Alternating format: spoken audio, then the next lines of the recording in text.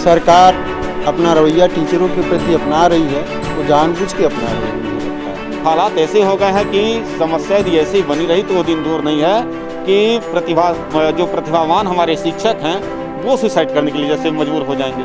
अभी और लंबा लॉकडाउन लगाना चाहता है तो थोड़ा सा कोचिंग के रूम रेंट मालिकों के ऊपर भी थोड़ा बहुत शिकंजा कसे कार्रवाई करे। नमस्कार, आप देख रहे हैं लोक सेवा न्यूज। मैं हूं आपके साथ रजत त्रिपाठी।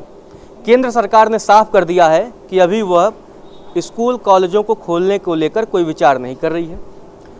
और पिछले 5 महीने से भारत में जब लॉकडाउन लगा, अब जब अनलॉक की प्रक्रिया चल रही है, उस दौरान अगर सबसे ज़्यादा कोई पीड़ित हुआ है तो प्राइवेट स्कूलों में पढ़ाने वाले शिक्षक या छोटी मोटी कोचिंग खोल करके छात्रों को शिक्षित करने वाले शिक्षक, क्योंकि उनकी आय का जरिया रुक गया है।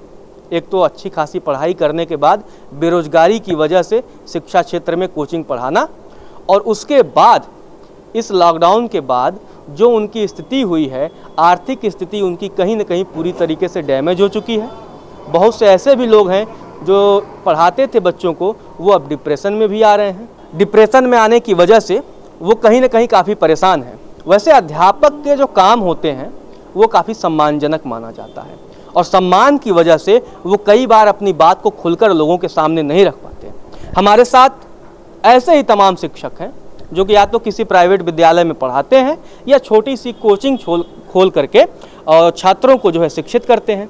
उन्हीं से जानते हैं इस लॉकडाउन के बाद उनका दर्द कैसा है, क्योंकि इस दर्द को पूछने वाला फिलहाल कोई नहीं है, हम पूछ रहे हैं। पिछले 5 महीनों में कैसा रहा आप लोगों का हाल?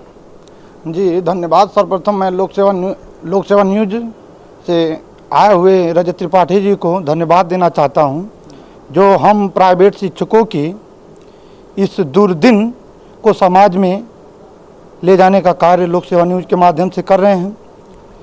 जैसा कि मैं राजेश त्रिपाठी एक प्राइवेट विद्यालय का प्राइवेट शिक्षक हूं, हम लोगों की माली स्थिति बहुत ख़राब हो चुकी है, क्योंकि लगातार 5 महीने से लॉकडाउन ने हम लोगों की कमर को पूर्णतः तोड़ दिया है, जिस पे हमारी सरकारें थोड़ी भी ध्यान नहीं दे रही हैं। तो मैं इस न्यूज़ चैनल के माध्यम से इतना ही कहना चाहूँगा कि इस पर हम प्राइवेट शिक्षक मित्रों पर थोड़ा सा रहम करें, कुछ अनुदान के तौर पर या तो दें, या तो सोशल डिस्टेंसिंग के माध्यम से कोचिंग या विद्यालय जो भी हो चलवाने का कृपा करें, क्योंकि जब तक कुछ आय व्यय नहीं होगा तब तक प्राइवेट शिक्षकों की स्थिति दिन प्रतिदिन बदतर होती जा रही है, जिसके कारण हम प्राइवेट शिक्षक लोग डिप्रेशन में चले जा रहे हैं। और इस डिप्रेशन का खामियाजा सरकार को भी भुगतना पड़ सकता है, इसलिए सरकार भी हम प्राइवेट शिक्षकों से सजग रहे और हम लोगों की बातों को ध्यानपूर्वक सुने और उसका पालन करें। सबसे बड़ी बात है, जब सारी चीज़ें खोल दी जा रही हैं, फिर विद्यालय क्यों नहीं? सर, विद्यालय खोलने से सरकार के सामने भी एक चुनौती है, लेकिन उस चुनौती को सरकार तो निपट ले रही, लेकिन प्राइवेट शिक्षक कैसे निपटे, उसके लिए एक ही रास्ता, या तो हम प्राइवेट शिक्षकों से जो कोचिंग का रजिस्ट्रेशन के रूप में जो चार्ज लेती है, या विद्यालय के रजिस्ट्रेशन के रूप में चार्ज लेती है, बोर्ड चार्ज लेती है, तो वो आखिर सरकार के पास जाता है, तो उसी में से कुछ अनुदान यदि सरकार हम शिक्षकों को मंथली वाइज देती रहे तो हमें शायद ये लगता है कि हमारी मंथली और हमारी जो माली स्थिति में थोड़ा बहुत सुधार हो जाएगा, और ये ऐसे ही बंद रखेगा तो भी कोई दिक्कतें नहीं होंगी। लेकिन कुछ अनुदान दे, या जो अनुदान नहीं दे रहा है तो सोशल डिस्टेंसिंग के अकॉर्डिंग हम लोगों को थोड़ा सा 10-15 बच्चों का सोशल डिस्टेंसिंग बनाई जाए, उसके अकॉर्डिंग खोलने के लिए आदेश किया जाए। जब हमने बहुत सारे शिक्षकों से बात की, यहाँ तो अभी कुछ लोग हैं, सोशल डिस्टेंसिंग का भी ध्यान रखना है, उस हिसाब से रिपोर्टिंग करनी है। जब भारत में लॉकडाउन लगा तो गरीब तबके को काफ़ी जो है सुविधाएं मुहैया कराई गई, मजदूरों को बहुत तरह की सुविधाएं दी गई, और भी मध्यम वर्गीय परिवार को भी राशन के तौर पर बहुत सारी सुविधाएं दी गई, लेकिन शिक्षकों को किसी भी प्रकार की कोई सुविधा नहीं दी गई। अफसोस होता है इस बात पर। जी जी जी, सबसे पहले हम आपको धन्यवाद देना चाहते हैं। और कंपटीशन क्लासेस से मैं जुड़ा हुआ हूँ, और आज मार्च से ही 22 मार्च से मान के चलिए कि 16 मार्च से ही क्लोज सारे कंपटीशन क्लासेज और जो भी एकेडमिक संस्थान है, शैक्षिक संस्थान सारे बंद हैं। तो आज मार्च से लेकर के अगस्त तक लगभग यदि काउंटिंग किया जाए तो लगभग 8 महीने कंप्लीट हो जा रहे हैं। और इस हालात में जैसे कोरोना का कार्यकाल जो गुजरा है, सारे शिक्षक ने काफ़ी सहयोग किया, काफ़ी साथ दिया है और सोशल डिस्टेंसिंग सारे लोगों ने पालन किया। ऐसी बात नहीं कि भारत के लोगों ने पालन नहीं किया, सारे लोगों ने पालन किया है। First step, second step, third step तक पालन किया है। उसके बाद जब जैसे ही मार्केट खुला है, जैसे मान लीजिए जो दारू वहाँ से जब से खुलना चालू हुआ तो धीरे धीरे लोगों को इससे थोड़ा भय खत्म हुआ है और सोशल डिस्टेंसिंग को एकदम दरकिनार करते चले जा रहे हैं। आज हम जाते हैं एटीएम पर, वहाँ कोई सैनिटाइजर की कोई व्यवस्था नहीं है। हम अपना कार्ड लगाते हैं, पता नहीं कौन अपना मतलब सारे लोग वो चल रहे हैं। आज हम मार्केट में घुसते हैं तो मार्केट में हमें ज़रा सा एहसास नहीं होता है कि सोशल डिस्टेंसिंग यहाँ पालन किया जा रहा है। चाहे हम सब्जी लेना हो, चाहे फल लेना हो, चाहे किराना स्टोर हो, चाहे मेडिकल स्टोर हो, ये कहीं भी सोशल डिस्टेंसिंग का कुछ ऐसा भी नहीं हो रहा है। ठीक, हम इसका मतलब सरकार इसमें क्या कर क्या सकती है, इसमें पाबंदियाँ लगा सकती हैं। इसमें हमें और आपको सोचना होगा और सारे लोगों को सोचना होगा। उन्हीं सोशल डिस्टेंसिंग के माध्यम से जिस प्रकार से आप एक रेस्टोरेंट खोल सकते हैं, रेस्टोरेंट्स में क्या है, बहरा सारे लोगों को खाना दे रहा है, सारे लोगों को अपना वो दे रहा है, उसमें कोई सोशल डिस्टेंसिंग नहीं कर पा रहा है, ना तो हाथ को अपने सैनिटाइज कर पाता है, ना किसी सामान को वो सैनिटाइज कर पाता है। चाय देता है वो भी सैनिटाइज नहीं कर पाता है। या आप मान लीजिए कि उसके यहाँ पकौड़ा लेते हैं या कोई चीज़ लेते हैं तो सैनिटाइज करके नहीं खाते हैं, टच कर रहा है, वो ऑलरेडी टच कर रहा है। आज रेस्टोरेंट खुला हुआ है, आप बस में जाएंगे, बस खुले हुए कोई ऐसा बस नहीं, सीट नहीं रहती है जो सोशल डिस्टेंसिंग के माध्यम से खाली करके आगे बैठाया जाए। सारे लोग एक बस में पूरा भरे हुए हैं। आज हम क्या करते हैं, ट्रेन चालू हुआ है, ट्रेन में भी क्या है कि ऐसा नहीं है कि आप टिकट आप पाते हैं फिर सोशल डिस्टेंसिंग करके फिर अगला को टिकट दिया जा रहा है। देख रहे हैं बहुत सारे यहाँ से लोग को पलायन करके मतलब वहाँ मुंबई जा रहे हैं और दिल्ली जा रहे हैं, सारे लोग जा रहे हैं और पूरे जर्नल बोगी में भर भर के जा रहे हैं। वहाँ कोई सोशल डिस्टेंसिंग पालन नहीं है। फिर भी हम क्या करते हैं, सोशल डिस्टेंसिंग का पालन करने का भरपूर प्रयास करते हैं। और क्योंकि हम समाज के पढ़े लिखे तबकों में आते हैं और समाज हमसे जुड़ा हुआ है। जितने अभिभावक अपने बच्चों को सुरक्षा देना चाहते हैं उससे कहीं ज़्यादा सुरक्षा हम देने की कोशिश करेंगे, क्योंकि हमारे पास बहुत सारे बच्चे आते रहते हैं। फिर भी यदि ऐसा नहीं हो पाता है तो मैं सरकार से गुजारिश करना चाहूँगा कि आप जो भी सिस्टम्स हैं, जैसे सैनिटाइज करना, क्लास को सैनिटाइज करना, जिस तरह से आप पेपर दिलवा रहे हैं, पेपर दिलवा दे रहे हैं, कोई समस्या नहीं हो रही है, उस तरह से आप कोई गाइडलाइन ऐसा जारी करिए ताकि हम जो है ज़्यादा कुछ नहीं तो 20, 25, 30 लोगों को दूर दूर सोशल डिस्टेंसिंग का पालन करवा करके, ठीक ना, 2 गज की दूरी बना करके, 1 मीटर की दूरी बना करके हम कुछ पढ़ा लें ताकि हम लोगों की भी आर्थिक स्थिति थोड़ा सुदृढ़ बनी रहे। आज मार्च से ही जो है बहुत सारे शिक्षक ऐसे हैं, प्राइवेट सेक्टर के लोग हैं, आप जानते ही होंगे, 4 से 5 हज़ार सैलरी मिलती है उनको। 4,000 5,000 सैलरी में वो क्या कर सकते हैं? एट प्रेजेंट में जो कमाते हैं उसी में अपना भरण पोषण नहीं कर पाते हैं और ये 6 महीने जो है अपना भरण पोषण कैसे कर पाएंगे? आज जो है देखा जाए तो प्रवासी मजदूर हमारे यहाँ आए, उनकी सहयोग सरकार ने किया, बड़ी अच्छी बात है और सरकार का हम आभारी हैं, उन्हें रिस्पेक्ट देते हैं, सम्मान करते हैं। क्या है, प्रवासी हमारे मजदूर हैं, प्रवासी मजदूरों को 1-1 हज़ार उनके खातों में डाला गया है, उन्हें राशन दिया गया है। क्या प्रवासी मजदूर से अच्छी स्थिति क्या किसी प्राइवेट शिक्षक की है, किसी नर्सरी विद्यालय में पढ़ाने वालों की है? आज उनकी सुधि लेने वाला कोई नहीं है, न तो उनके खाते में 1 रुपये कोई डाल रहा है, न उन्हें कहीं से मतलब सरकार अलग से राशन मुहैया करा रही है। और तो और बहुत सारे कंडीशन ऐसे भी हैं, बहुत सारे ऐसे अध्यापक भी मिले हमसे कि बच्चों की यदि तबीयत खराब हो जा रही है तो बच्चों की दवा खरीदने के लिए उनके पास पैसे नहीं है, सैनिटाइजर की व्यवस्था नहीं उनके पास है। कारण है कि 6 महीने झेलते झेलते वो इतने डिप्रेशन में आ गए हैं कि आने वाले समय में यदि हालात ऐसे रहा तो दिन दूर नहीं है कि भावी जो प्रतिभाशाली लोग हैं वो सुसाइड करने के लिए मजबूर हो जाएंगे। ऐसे कंडीशन बन जा रहे हैं क्योंकि उनकी जो लिविंग है, सोशल समाज में रिस्पेक्ट देते हैं, सारे लोग रिस्पेक्ट देते हैं, टीचर के अच्छे टीचर बात भी किसी से खुल कर नहीं कर सकते, नहीं कर पा रहे हैं। हमें यदि 100 रुपये लेना है तो हमें सोचना पड़ेगा कि कहें कि न कहें, और नहीं कह पाएंगे। हालात ये होता है कि कभी कभी हमारे घर सब्जी नहीं बनती है, सबको दैट हम किसी से कह नहीं पाएंगे, बच्चों से नहीं कह पाएंगे, क्योंकि समाज में सारे लोग रिस्पेक्ट के नज़रों से देखते हैं। हम गुजरेंगे, कहने की कोशिश करेंगे, तब तक वो सर नमस्कार, वो इतना रिस्पेक्ट दे देंगे कि हम अपनी समस्या उनके पास रख नहीं पाएंगे। और हालात ऐसे हो गए हैं कि समस्या यदि ऐसी बनी रही तो वो दिन दूर नहीं है कि जो प्रतिभावान हमारे शिक्षक हैं वो सुसाइड करने के लिए जैसे मजबूर हो जाएंगे। तो सरकार से हमारी ऐसी गुजारिश है कि सोशल डिस्टेंसिंग का पालन करवा करके हम लोगों को बचाने की कृपा करें, बचा लें। चलिए, बहुत अच्छी बातें आपने कही, क्योंकि ये ज़रूरी हो जाता है कि जो व्यक्ति शिक्षित है वह समाज को शिक्षित करता है, और जब समाज शिक्षित होगा तभी तो हम जो इस 21वीं सदी में विश्वगुरु बनने का सपना देख रहे हैं वो साकार होगा। पिछले 5 महीनों में कैसी स्थिति चल रही है, क्योंकि कमाने का तो कोई जरिया है नहीं आप लोगों के पास। मैं ओंकार त्रिपाठी, एक कोचिंग टीचर। मैं बहुत कुछ तो नहीं बोल पाऊँगा, बस इतना बोलना चाह रहा हूँ कि जो भी सरकार अपना रवैया टीचरों के प्रति अपना रही है वो जानबूझ के अपना रही है, मुझे लगता है। ऐसा इसलिए क्योंकि वास्तव में हर बिजनेस, हर चीज़ें खुल चुकी हैं, न कहीं सोशल डिस्टेंसिंग है और न तो कहीं कुछ भी।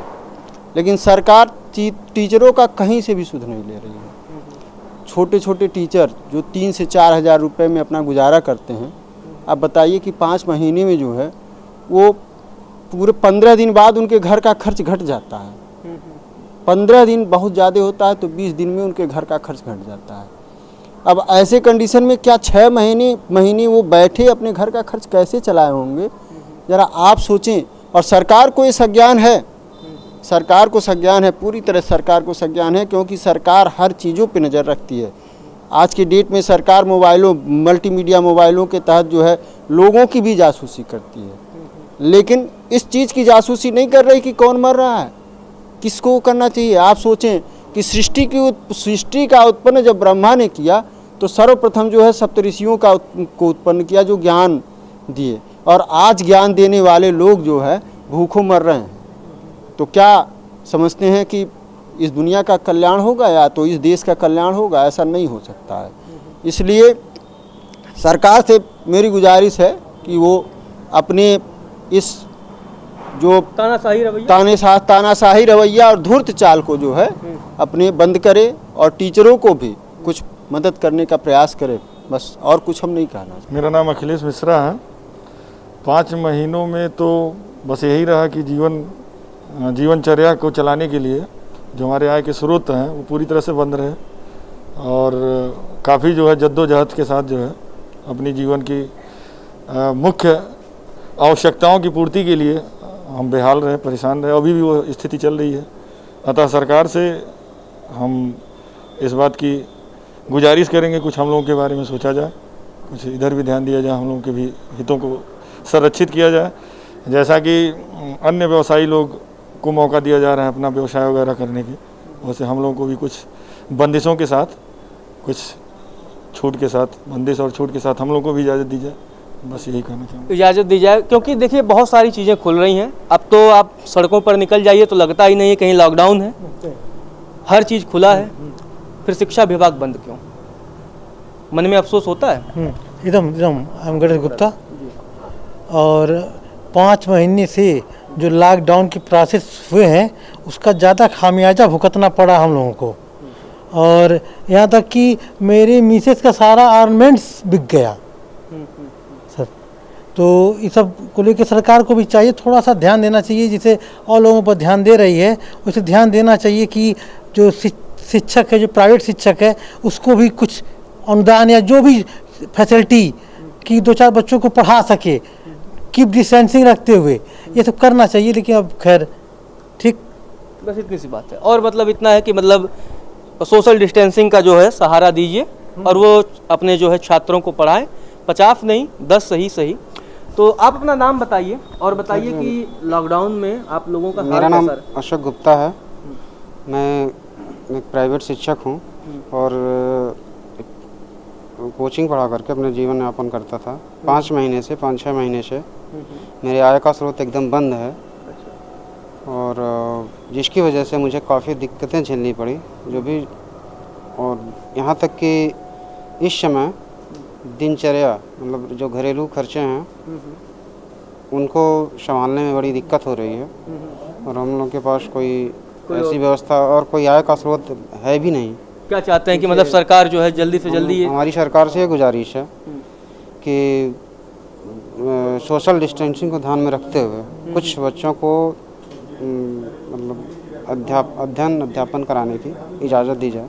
अच्छा, पिछले 5 महीने से कैसा हाल चल रहा है? क्योंकि जो बड़े बड़े शिक्षण संस्थान हैं वो तो बड़े जो है पैसा बना रहे हैं, ऑनलाइन क्लासेज के नाम पे सारी चीज़ें बना रहे हैं, लेकिन आप जो लोग प्राइवेट विद्यालयों में पढ़ाते हैं, छोटे छोटे विद्यालयों में पढ़ा करके जो है जीवन यापन करते हैं, कैसी स्थिति चल रही है आप लोगों की? जी, मेरा नाम राकेश त्रिपाठी है और मैं सबसे पहले जो है लोक सेवा न्यूज़ के एडिटर इन चीफ रजत त्रिपाठी जी का धन्यवाद देता हूं, और मैं ये गुजारिश करता हूँ कि जो भी प्राइवेट शिक्षक हैं उनकी इस समय माली हालत डिस्टर्ब हो गई है, और यदि मान लेते हैं कि सरकार यदि सोशल डिस्टेंसिंग के साथ संस्थाओं को नहीं खोलती है तो प्राइवेट शिक्षकों के लिए एक समस्या ये है कि वह मान लीजिए समाज में जा कर के और कोई प्राइवेट बिजनेस भी नहीं कर सकता है। मान लीजिए सब्जी की दुकान लगाए और कोई उसका शिष्य पहुंच जा रहा है तो सबसे बड़ी शर्मिंदगी है, जो बच्चा उसका जो है सम्मान करता था आज उसको सम्मान उसका जो है वंचित हो जाएगा।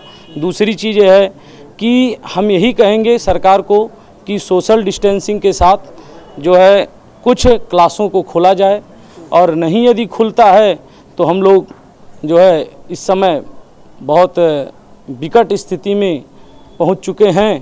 प्राइवेट शिक्षक में लगभग 80% लोग रूम रेंट पर ही कोचिंग अपना चलाते हैं। अब स्थिति 5-6 महीने से ये हो गई है कि उन्हें भी अपने सामान को समेट करके घर की तरफ जाना पड़ रहा है। ऐसे मेरे ही कई मित्र ऐसे हैं जो रूम रेंट नहीं दे पा रहे हैं, जिसके कारण या तो उनके सामानों को मकान मालिकों द्वारा जब्त करा लिया जा रहा है या फिर उन्हें अपने मकान से बाहर कर दिया जा रहा है। तो ऐसी स्थिति में अध्यापक के सामने यदि केस खुल भी जाता है तो फिर तुरंत जो उनके पास पैसे का कोई ऐसा बजट नहीं है जो रूम रेंट ले करके तुरंत पुनः जो है कोचिंग को इस्टेब्लिश करा सकें। तो इसलिए सरकार से निवेदन है, यदि वो अभी और लंबा लॉकडाउन लगाना चाहता है तो थोड़ा सा कोचिंग के रूम रेंट मालिकों के ऊपर भी थोड़ा बहुत शिकंजा कसे, कार्रवाई करे।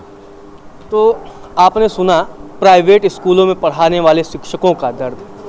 देखिए, इस लॉकडाउन में जो सबसे बड़ी बात हुई है, कोरोना के बाद जो बड़ी बड़ी मछलियां हैं उनका पेट बड़ा हुआ है, जो छोटी मछलियां हैं वो मारी गई हैं, चाहे वो किसी भी क्षेत्र के हों। बड़े बड़े शिक्षण संस्थान ऑनलाइन एजुकेशन के नाम पर अभी भी परिजनों से और छात्रों से मोटा पैसा वसूल रहे हैं, लेकिन जो लोग छोटे छोटे विद्यालयों में पढ़ाते हैं उनकी स्थिति काफ़ी दयनीय है।